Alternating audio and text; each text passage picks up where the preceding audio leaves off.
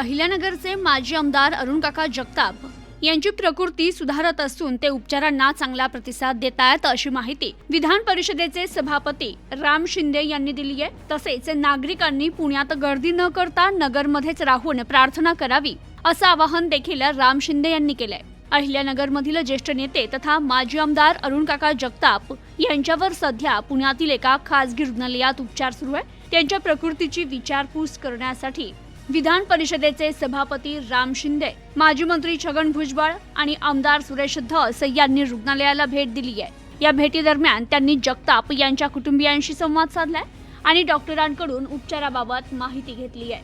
अरुणकाका जगताप यांच्या प्रकृतीबाबत नागरिकांमध्ये असलेली काळजी लक्षात घेता शिंदे यांनी जनतेला संयम राखण्याचं आणि प्रार्थना करण्याचं आवाहन केलंय।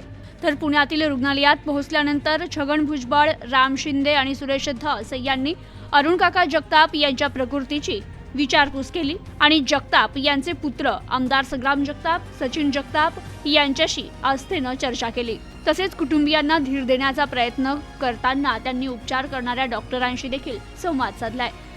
Bureau report, news today 24।